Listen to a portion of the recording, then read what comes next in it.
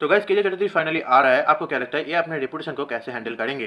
क्योंकि सच मान लो KGF universe की हालत डिटो जॉन विक चैप्टर 4 जैसी हो चुकी है। हमारा हीरो प्रेज्यूमेबली मर चुका है, लेकिन इसको लोग मरने को तैयार नहीं है। अपने डायरेक्टर, एक्टर्स एंड मेकर्स इसके नेक्स्ट पार्ट के लिए बहुत एक्साइटेड है, जिसको कंटिन्यू करने के लिए इसका प्रीक्वल सीक्वल्स भी आ रहा है। मगर इसका मेन कहानी का राज क्या है ये किसी को नहीं पता। देखो गुरु, हमारे रॉकी भाई को वापस लाना कोई मुश्किल का काम नहीं है। चाहे वो जिमी कार्टर के सबमरीन की वजह से आ जाए, सीआईए उसे उठा ले, या फिर सीना थ्रेड उसे बचा ले, या फिर सच में दुनियादारी छोड़ के पहाड़ों में कहीं अंडरग्राउंड हो गया है। क्योंकि ये बात तो तय है, सिंबॉलिकली रॉकी भाई मरे नहीं है। उसके पैदा होने से ही केजीएफ का जन्म हुआ और उसके खत्म होने से ही केजीएफ का दी एंड हुआ, जो कि काफी पोएटिक है। लेकिन रॉकी की एक चीज बहुत यूनिक है गाइस, कि हमारा रॉकी भाई अपना होमवर्क करना कभी भी नहीं भूलता। उसे ये पता था वो दुनिया के कितना भी सोना क्यों ना उठा ले, लेकिन वो ट्रू पावर उसको कभी नहीं मिल सकता जिससे दुनिया चलती है, जिसे सब सरकार, देश, पूरा पृथ्वी चलती है। केजीएफ को रूल करते हुए भी भारत सरकार के साथ कुछ चीज में उसको कम्प्रोमाइज करना पड़ा। कई जगह पे इंडिया का सीईओ खुद को बताना, इसका मतलब है वो रमिका सेन को ये मैसेज देना चाहता है, यही सरकार आपकी हो, कई मुद्दों पे चलती तो हमारी है। तो भाई लोग, जब रॉकी का इनडायरेक्ट डोमिनेंस इंडिया गवर्नमेंट के ऊपर था ही, तब वो 1978 से 1981 तक 16 देशों में बवाल कर रहा था, मतलब 16 देशों में क्राइम कर रहा था।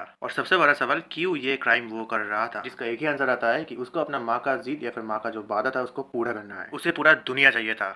रॉकी भाई को अपनी दुनिया का सुप्रीम बीइंग बनना है गाइस, और कोई जस्टिफाइबल मोटिवेशन नहीं है गाइस। बंदा अपना पूरा जान, पूरा दम लगा देगा सिर्फ एक वादे के चक्कर में, और उस वादे के ही बीच में सलार की कहानी आ जाता है। केजीएफ चैप्टर 2 से ईश्वरी राव भी सलार मूवी में काम करने वाला है। तो भाई सलार की माँ होंगी या फिर उनका लौंडा बच गया होगा, तो ये कहानी बताएगा। सीधे बात ये है कि चैप्टर 2 के बाद जो इवेंट्स होगा उसको ये कहानी एक्सप्लोर करेगी।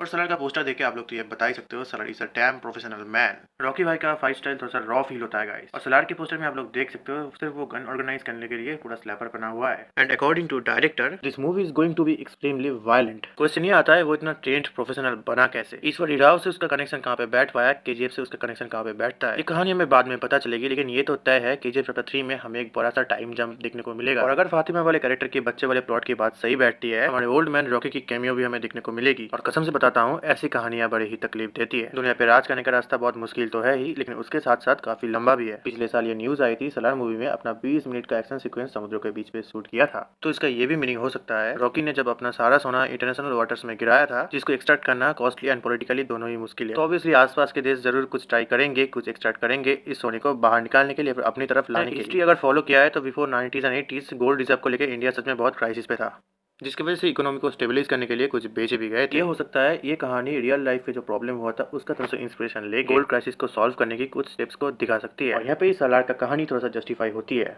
कि वो समुद्र में क्या क्या रहा था। मे बी वो इंडिया की तरफ से रिप्रेजेंट हो रहा हो या फिर केजीएफ की तरफ से रिप्रेजेंट हो रहा हो। और फिर से घूम फिर के वही बात आती है कि रॉकी ने इंटरनेशनल वाटर को क्यों चुना अपने पूरा सोना को डंप करने के लिए। इसका सिंपल सा मतलब ये निकलता है, कहीं पे तीर कहीं पे निशाना। अर्ली 80s एंड 90s के टाइम पे टेक्नोलॉजी सिर्फ ग्रो ही कर रही थी, और उस टाइम पे रॉकी को कोई रास्ता दिख गया होगा दुनिया को क्लेम करने के लिए, जहाँ पे ये सोचेगा कि जब सारा देश इस सोना को क्लेम करने के लिए लड़े तो मैं पीछे से अपना काम करके निकल जाऊं। हमने चैप्टर 1 पे देखा ही रॉकी ध्यान भटकाने में कितना माहिर है। अब यहाँ पे सवाल बनता है, क्या ये सब कुछ अकेले करेगा या फिर उसका साथ कोई देगा, सलार या फिर एनटीआर भी हो सकता है। सारे फैंस का एक ही डाउट है, सलार मूवी के बाद ये कहानी क्या सलार एंड रॉकी का होगा या सलार वर्सेस रॉकी का होगा? तुम बताओ तुम कैसे देखना चाहते हो इसे, वर्सेस करके या फिर साथ में? अपना ओपिनियन कमेंट पे जरूर बोलना गाइस। ये कहानी अगर सलार वर्सेस रॉकी का होता है तो इंडियन सिनेमा की सारी रिकॉर्ड्स को गुड बाय कर दो, क्योंकि पठान वर्सेस टाइगर में लोग इतने एक्साइटेड नहीं है जितना की एक्साइटेड होगा सलार वर्सेस रॉकी के लिए। पठान वर्सेस टाइगर का न्यूज सबको पता है कि मैं नहीं, हम मूवीज में देख चुके हैं टाइगर अपने तरफ से सब कुछ हैंडल कर रहा था और पठान भी अपने तरफ से सब कुछ हैंडल कर रहा था, लेकिन एक टाइम आता है जब टाइगर पठान का साथ देता है। अभी डायरेक्टर ने कंफर्म कर दिया है पठान वर्सेस टाइगर होने वाला है। पे जाके ये दिखाया जाएगा कि इन दोनों को ओपिनियन नहीं मिलता है और एक सिविल वॉर होता है। ऐसा सेम केस भी हमारा केजीएफ यूनिवर्स में हो सकता है, क्योंकि सलार को एज ए